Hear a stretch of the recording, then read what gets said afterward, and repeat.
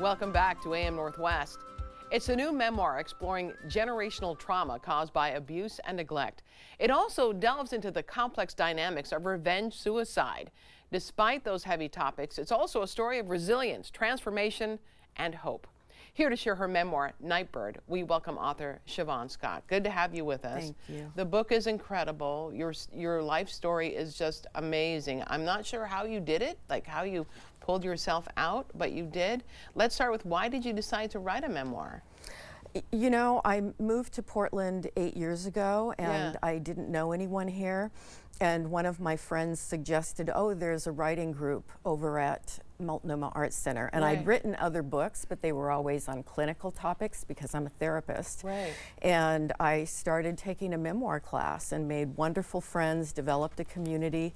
And 8 years later, a publisher contacted me through Facebook, of all things, and said, you're such an interesting person, would you consider writing a memoir? And I said, well, I've got like 8 years of writing. So I just pulled it together, edited it, and just within a few weeks we had a book. Let's get right into it. You start out your memoir talking about your husband's suicide. Yes. Revenge suicide. Yes. He was wanting to make you feel bad. You wanted to get a divorce. He didn't want it.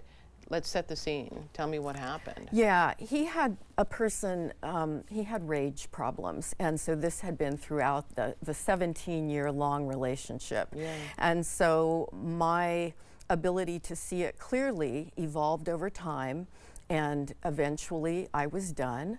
And that You made didn't see the him- red, when you were dating, you didn't see the red flags. I did not see it. Yeah. Yeah, which just shows you can have an education in psychology and still be incredibly blind to Right. things in your personal life. Right. And we can all have very deep attachments to people who hurt us. Right. We call it love, but it's actually a trauma bond, which is a whole topic. You know? talk about your childhood. It was filled with trauma. Yes, Yeah. yes. And so I think I suffered well. I Yeah. could tolerate a lot. And so I made excuses for him and didn't see it as abuse. And the day that I think he knew I was done, it was after another anger outburst. And I was just very calm and very clear, and I am done. I don't want anything bad for you, but I do not want to be your wife. Yeah. And I came home from work that night and found this staged, a spotlight on the body. The house was A dark. very theatrical It was suicide. very theatrical, Yeah. and that's what my friend said. What did you expect? He was always theatrical. Yeah. He was a very manipulative man who could be incredibly charming. And that's one of the things about abusive relationships. You can be seduced Right. very easily by a charming person. And when it's good, it can be really good because they know how to make you feel good. Right. But then they also know how to use you as you know, the punching bag at times. You really just fell down. I mean, you just were incapacitated by Yes. his suicide. You didn't know Yes. what to do. Luckily, your kids came to your aid. Yes. And you had good friends who were also therapists who came to your aid. Amazing friends, amazing friends. And I really think more than anything, that's what pulled me out of that dark place, was those heart-to-heart connections with people who were there for me all the time. But it took some months. Well, even your Yeah. friends who were therapists had a really challenging time with you. Yes, they took me into their I didn't mean to home. make it sound, you know, like, but yeah, they had a tough time with you. Yeah, they basically created a little residential treatment program Yeah. for me. Husband and wife, both psychologists, an older couple, and they basically... You were so thin, you weren't eating. Yeah, lost 15 pounds in the first month, and Wow. I felt so responsible because I'm always a person who tends to take responsibility for things and to feel like it's my job to nurture other people and help people heal.